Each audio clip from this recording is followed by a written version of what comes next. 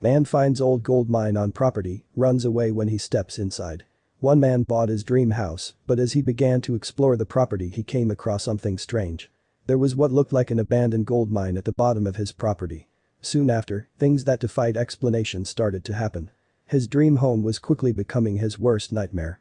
Everybody has dreamed about purchasing their dream home one day, but one man ended up getting a lot more than he bargained for when he found his. Christopher decided to take a stroll through his new property one day and stumbled upon something that changed his life. He was dumbstruck by what he had found, but decided to investigate a little further, never imagining that once he had entered the mysterious tunnel there was no return. Disregarding the realtor and the police officer's warnings, he went on with his investigation.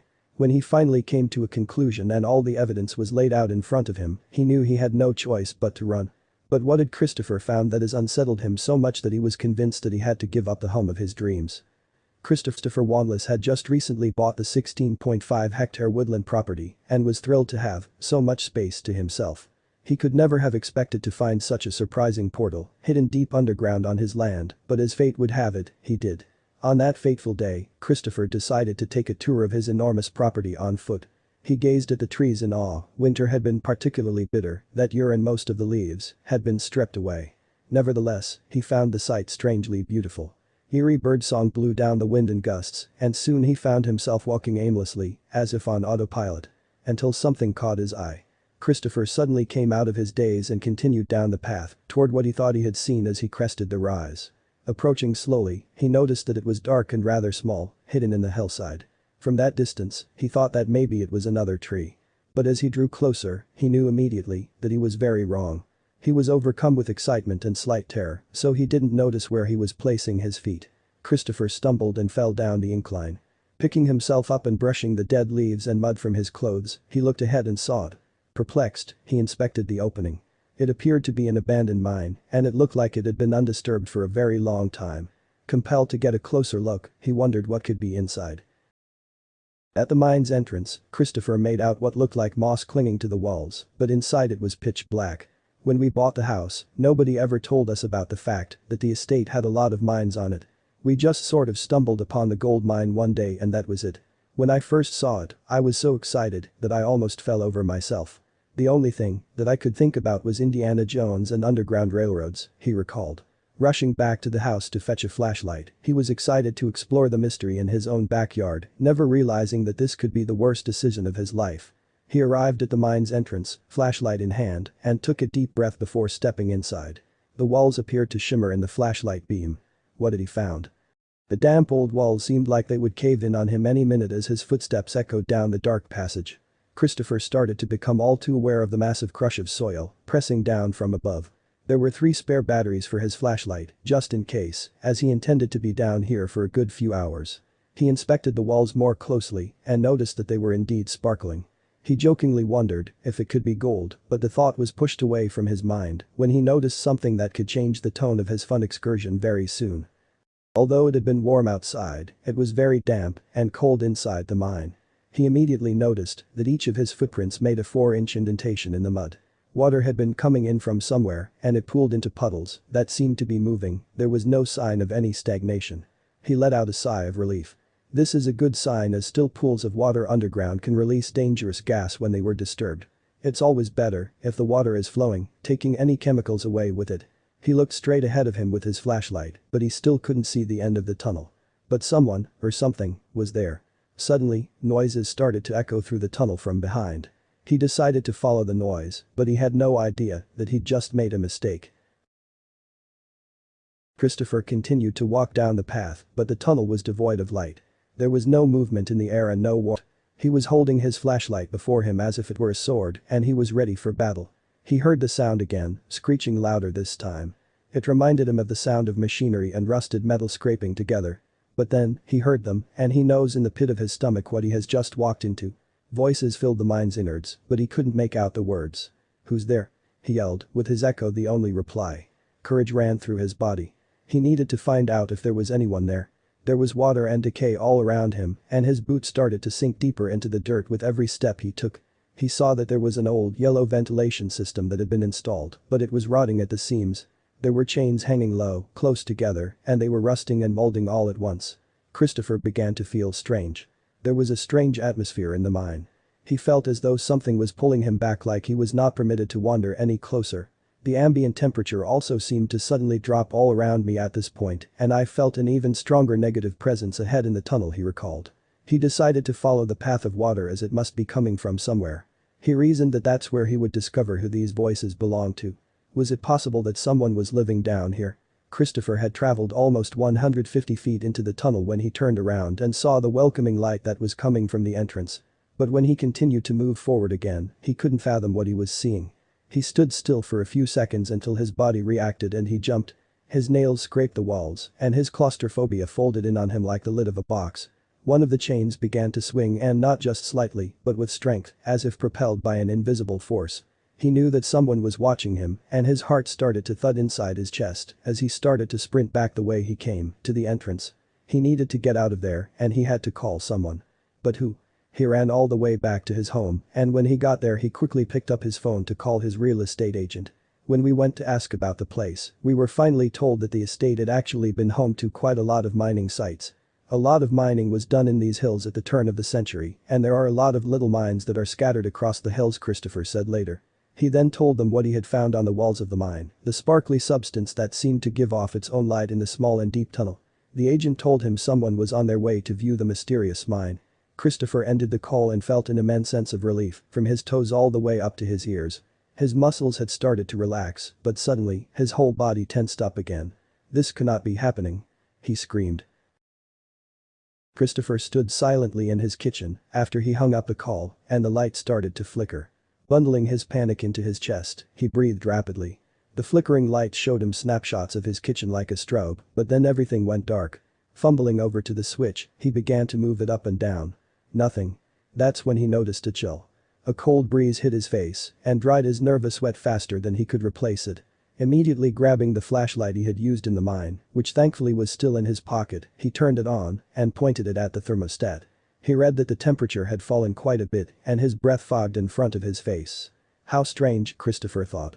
But he was determined to get his electricity back on. He made his way to the circuit breaker. Surely a fuse had blown, or something else had happened. He flashed a beam of light in the direction of the breaker, and everything seemed to be in order. Everything was where it was supposed to be, and the main fuse didn't look like it had blown.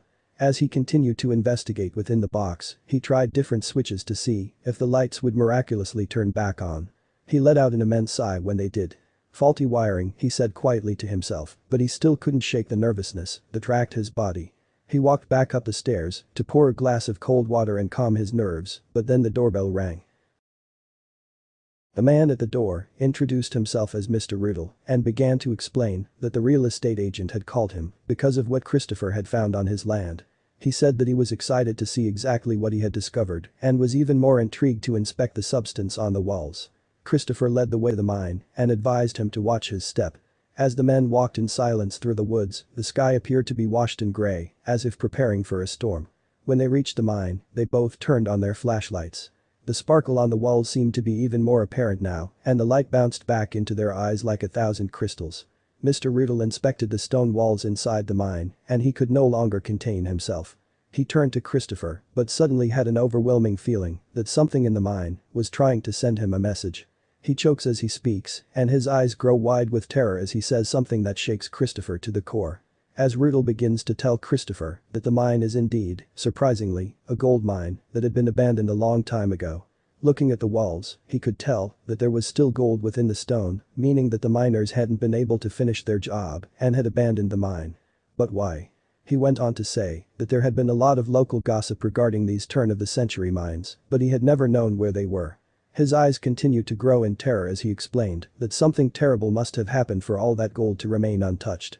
Christopher knew immediately that he wanted to get to the bottom of it. Christopher summoned up all the courage he could to investigate the mine further, but there were two thoughts in his head. For one, there could be gold inside, but the mine could also be haunted. With his flashlight in hand and spare batteries in his pocket, he went inside. As he descended down the path, each and every footstep took him away from the light at the entrance, until he was enveloped in darkness. The last time he had gone into the mine he could only manage to travel 150 feet. But this time, he knew that no matter what happened, he had to make it to the end. Only then would he find answers he was seeking. He kept going as the light behind him faded. He made it to 600 feet when he finally understood where the water had been coming from. But then, he saw a door. Biting his lip, he forced his legs to move closer before sucking in a breath as he knocked twice, but he knew there would be no answer. Then, he twisted the handle, and the sight that greeted him stopped him in his tracks. He had found himself wandering into a different world. Whatever the temperature outside, it was freezing in here. He reached out to the wall and noted that it was rougher and colder than the walls outside of this mysterious room. Cloying claustrophobia rose inside him and screamed at him to leave this place, but then something he caught in the light of the flashlight puzzled him. There was a pile of rubble in the middle of the room in a heap, destroyed. But none of it made any sense. Who would just run out of there without their belongings?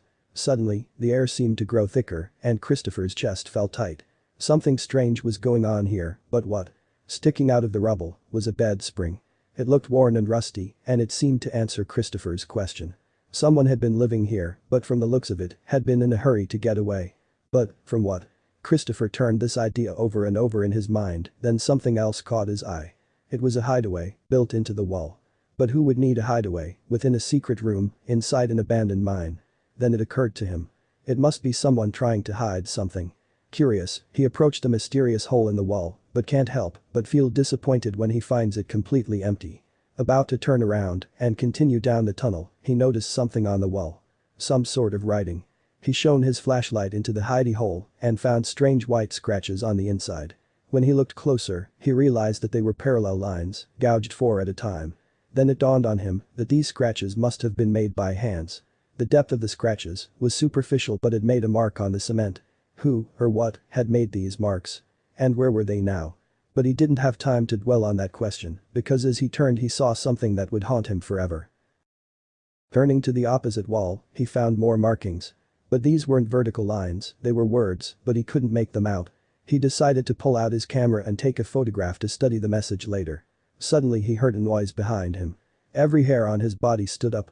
Someone was there with him, in the darkness. He swung his flashlight wildly in the direction of the noise but found nothing. Then, he heard a sound like the screeching of metal on metal, and an icy breeze blew past his shoulder like a whisper. A coldness washed over him, sucking every warm thought and feeling out of him. It came from behind, and then from the front until it was all around him. The noise grew closer, louder, and more frantic until he ran. Shivers prickled down his spine, and he felt the blood grow icy in his veins as he ran and ran. Something wasn't right here, his mind told him not to move, but then his body dragged him to the light of the entrance, as if he depended on it. When he finally burst out of the mine he fell to the ground, clutching his chest. He should have known, everything had seemed so right, but it was utterly wrong. A gold mine would have been too good to be true, and he knew it. He jumped up and continued to run through the woods, all the way home. There was a stillness in the air that seemed to dampen the sound of his footfalls, and even the trees seemed tense for what was to come. He ran like he had never run before in his life. He reached his house and immediately made his way to the study, locking the door behind him. Something sinister was in that mine, and he needed answers. Googling haunted mines, he waited tensely for the results to load. And then he felt it. That thing that had been in the mine was there with him. He wasn't alone. Whipping around, the sounds of hushed whispering erupted all around him. Could he be going crazy? Suddenly, the whispering stopped. The temperature plummeted, and all he could hear was his heavy breathing. Then, the Google search finally loaded and the first result read, "If you want to get rid of the paranormal activity in the mine and subsequently, in your life, you have to face it." But could he really? Was he brave enough to go back and make it leave him alone? Christopher heard the knocking on his door coming in threes, 3 times. Swallowing the lump in his throat, he said hello. Then he took a few tentative steps forward until he reached the door handle. He prayed as he twisted it, but it opened freely. He walked over to the kitchen and was startled by a soft whirring sound. It had come from his camera. He picked it up, puzzled. He could have sworn he had turned it off as he got inside his house. Then he checked on the photos he had taken, but they were all gone. But who had deleted him from the South Dakota card? Swinging the camera over his shoulder by its strap, he turned and walked out the door. This time, he was going to face whatever was in there. Christopher gathered all the courage he could muster as he entered the mine for the 3rd time. He is greeted by darkness at first, but then he realizes his colossal mistake. The black passage that he had run out of twice already seemed to be darker than before. Assuming that his flashlight was running low, he continued on. He walked through the puddles of water until a cold gust of air hits his face. The impact leaves him shaking, but then he hears the screeching noise of metal again. He had to face it, but he never knew what a terrible mistake he had made. His feet led the way through the darkened tunnel, but suddenly his body stopped. The noise was so close to his ears that they began to ring in pain. The metal noise had become a hurricane around him, like a cacophony of screeching metal. It was the most terrifying sound he had ever heard. Holding his head in his hands, Christopher waited for what seemed like an eternity. Then, as suddenly as it had started, everything stopped. He looked up out of pure instinct, and an indescribable terror swept through him. The rusted chains that were hanging from the rock ceiling of the tunnel started to swing rhythmically, as if they were dancing. He couldn't even begin to process the noise of swooshing water, he was so hypnotized by what he was witnessing. As his eyes began to focus he saw it, a torrent of water that was coming toward him like a tidal wave. "I must be going crazy," Christopher yelled as the brittle silence broke with a roaring sound of water. His head pounded, and every cell in his body screamed for oxygen as he gathered himself to run toward the light, the entrance. What could he do now? He knew he just couldn't face whatever it was in there. Christopher burst out of the gold mine and into what he believed to be his salvation. Looking back one last time, he was perplexed. There was no wall of water roaring toward him, in fact, there was no water at all. There was not a single puddle in the entrance. Bewildered, he saw his own footsteps, but that was all. He began to walk back to his house. He knew then he had to call someone, but who could help him with paranormal activity? All he knew was that he couldn't continue to live like this. He walked through the dark woods until he saw the twinkle of his kitchen light. But he didn't remember leaving the light on. Was there someone there? Opening the door, he immediately felt that his home was empty. No one had been here, he must have left the lights on himself. He shuffled through to his kitchen, but he can't get what had happened that day out of his mind. Did everything really happen? He sat silently on his chair in his study and decided to open his computer up. Christopher had never believed in ghosts, hauntings, or the paranormal. But how else could he explain what was happening to him? Opening the search engine, he began to type. But then, the screen went black. Christopher looked in disbelief at the screen, now dead. Tears filled his eyes. What could possibly go wrong next? Christopher was mentally and physically exhausted. He felt like that day had completely worn him down. Cupping his face with his hands, he suddenly felt a pulling sensation, as if something was pulling at his feet like a magnet. Stumbling backward, he fell to the ground. And then he made a decision. He had to get out of there, and he had to get help. Surely everything could be explained rationally. He had read that some cases of paranormal activity were due to hallucinations brought on by toxic gases. Maybe that was a reasonable explanation. Perhaps the water in the mine wasn't flowing but was stagnant and noxious. He got into his car and started to drive to the nearest cafe. Christopher ordered a double espresso, and while he waited he started a search engine on his phone, quickly typing "best paranologist near me," half expecting the screen to go dark, too. And he was surprised to see that 2 different places had matched with what he was looking for, and they were close by. Getting in his car, he followed the directions until Google Maps told him that he had reached his destination. He was immediately struck by the sign that said tarot readings in bold purple. Good lord, he thought. Had it really come to this? As he walked into the door, a chime went off to announce his arrival. A woman appeared from the back, wearing purple silk. She turned to Christopher and silently offered him her hand. The smell of incense was overpowering as she began to chant. The song sounded familiar, and Christopher was lulled into a trance. Then, he knew where he had heard that song before. The song she was singing was the noise he had heard when he was inside the gold mine, but more melodic. He opened his eyes and ran out the door, got into his car and sped away. He drove on and didn't stop until he reached his mother's house, and then he put his new property up for sale. The realtors tried to get hold of him, but he had left the estate in the care of his mother. She would sell it to anyone and would take any offers. But there are questions that remain unanswered. Did Christopher really see something supernatural on his property? Was the mine really haunted? And has anyone entered it since?